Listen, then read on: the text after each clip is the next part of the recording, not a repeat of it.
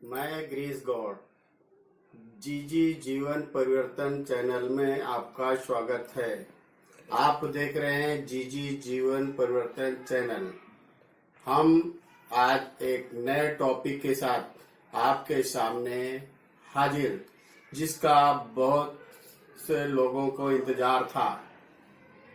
आज का जो टॉपिक होगा, जो हेडिंग होगी, उसका नाम है पापी मनुष्य को भगवान जल्दी खुश क्यों करते हैं। पापी मनुष्यों को भगवान जल्दी खुश क्यों करते हैं। आप लोग को एक कहानी के माध्यम से हम आप लोगों के सामने व्यक्त कर रहे हैं। ध्यान दीजिएगा, गौर कीजिएगा, मेरे इस चैनल को लाइक कीजिएगा, सब्सक्राइब कीजिएगा, ताकि हमारा मनोबल बढ़ता रहे, और कमेंट कीजिएगा और हमारे वीडियो को पूरा देखिएगा। हम आपको बताना चाहते हैं कि एक भगवान और एक भक्त, दोनों के बीच में एक माध्यम है जिसे हम कहते हैं संत या सन्यासी। तो हम आपको बताना चाहते हैं कि यही प्रश्न उस भक्त ने उस महात्मा से, उस सन्यासी से, उस संत से किया। गुरुजी, बताइए मुझे कि पापी मनुष्यों को भगवान जल्दी खुश करते क्यों हैं। उन्होंने कहा, बच्चा चलो मेरे साथ, हम कुछ जगह तीर्थ स्थान के लिए जा रहे हैं और पैदल ही चलना है। आपका उत्तर लौटने तक जरूर मिलेगा, क्योंकि एक परमात्मा ही है जो सबकी आवाजों को सुनता है। मुंह से गूंगा हो उसकी भी सुनता है, कान से बहरा हो उसकी भी सुनता है, आंख से अंधा हो उसकी भी सुनता है। यानी किसी तरह से भी हो, जल में, थल में, नभ में, सबकी वो सुनता है।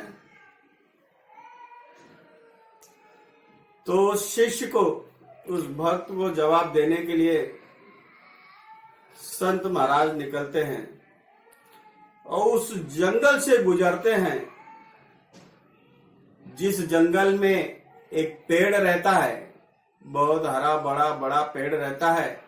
लेकिन उस पेड़ में भी ये दुष्टता थी,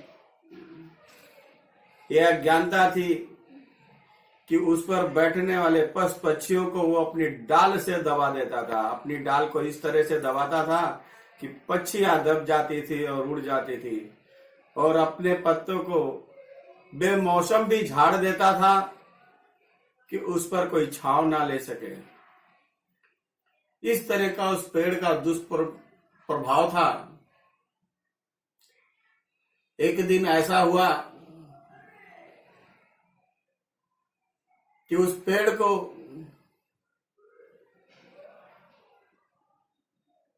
किसी ने आरी से काट दिया। काट के उस लकड़ी को तो उठा ले गए, लेकिन उसका जो जड़ का छोटा टुकड़ा था वो ही बचा था। जब संत उस शिष्य के साथ गुजरते हैं तो शिष्य बोलता है, महात्मा जी, ये पेड़ तो बहुत अच्छा था, रास्ते में था, लोगों को छांव वगैरह देता रहा होगा, क्योंकि उसके दुष्प्रभाव के बारे में पता नहीं था उस शिष्य को, तो इसको ऐसे क्यों काट दिया गया। जब उसके पास पहुंचते हैं तो उसी संत को वो पेड़ ऐसा पैर में ठोकर मार देता है कि उसमें जो धार निकली रहती उससे उस संत का पैर कट जाता है और खून निकलने लगता है। शिष्य बोलता है, अपने कपड़े निकालता है और उसमें से एक टुकड़ा रुमाल से फाड़ करके उनके पैर में बांध देता है और बोलता है, महात्मा जी थोड़ा बचा के चलिए। महात्मा जी ने कहा, उस पेड़ को आशीर्वाद दिया कि जाओ खूब फलो फलो, आपकी नई शाखाएं निकले और बड़े हो जाओ और विशाल बन जाओ। ये आशीर्वाद देते हुए जब वो आगे निकलते हैं, चलते जाते हैं, तो शिष्य ने बहुत दूरी जाने के बाद पूछा कि गुरुजी, जिस पेड़ ने आपके पैर को काट दिया, आपके पैर से रक्त निकाल दिया, आपने उसको इस फल फूलने का आशीर्वाद क्यों दिया? बोलते, बेटा देखते रहना, एक संतों का तो कर्म यही है कि वो उनकी जुबान से कभी बद्दुआ नहीं निकलनी चाहिए, दुआएं देते रहो। कर्म का मालिक तो ईश्वर होता है। इस उत्तर को सुनते हुए शिष्य जाने लगता है, साथ साथ जाता है और काफी दूर जाने के बाद जहां पर उन्हें मंदिरों में लोगों से मिलना, दर्शन करना, भाव भजन करना, और कुछ विगत महीनों के बाद वहां उस भक्त को लेकर के गुरुजी जब वापस लौटते हैं, उसी रास्ते से लौटने के बाद जब उस पेड़ के नजदीक आते हैं तो क्या देखते हैं कि ये पेड़ तो बहुत ही हरा भरा और बहुत बड़ा हो गया है। इतना बड़ा हो गया है कि इसकी कल्पना नहीं की जा सकती कि इसको काटा हुआ पेड़ जो जमीन से 1 फुट की ऊंचाई में था, आज ये इतना विशाल क्यों बन गया? संत भक्त ने कहा, गुरुजी कैसा आशीर्वाद आपका लग गया, लेकिन इसने तो आपको तकलीफ दिया था। फिर भी गुरु ने कहा, भगवान बेटा किसी को माफ नहीं करता है। वहां जाते हैं, फिर भक्त पूछता है कि इस पेड़ को कैसे माफ कर दिया? भगवान ने ही इतना विशाला बड़ा क्यों बना दिया, इतना विशाल क्यों बना दिया?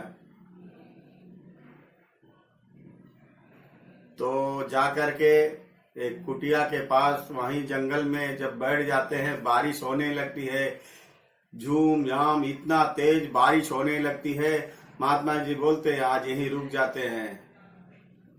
और रुक जाने के बाद देखते हैं कि इतना जबरदस्त बारिश होता है और बारिश से पूरी मिट्टी गीली हो जाती है। पेड़ की शाखाओं का इतना वजन रहता है कि पेड़ हिलने लगता है। इतने पे इतनी बड़ी तूफान आती है कि तूफान में पेड़ को इतना झकझोर देता है और पेड़ गिर जाता और पेड़ की सारी जड़ें ऊपर बाहर आ जाती, क्योंकि जमीन इतना गीला था कि उस पेड़ की सारी जड़ें बाहर आ जाती हैं, यानी कभी पनपने लायक नहीं रहता है। यह देख करके महात्मा ने बोला कि मेरे भक्त, आपने देखा, उस पेड़ को देख रहे हो? बोले, हाँ गुरुजी, अब ये समझ में आया कि पापी मनुष्यों को या पापी जो भी करता है पाप, उसको इतना विशाल प्रभु क्यों बनाते हैं, ताकि वो जड़ से उजड़ जाए। तो मेरे मित्रों, ध्यान दीजिएगा, चैनल को लाइक कीजिएगा, सब्सक्राइब कीजिएगा और जो गलतियां हैं क्षमा कीजिएगा। प्रेम से बोलो जय हिंद।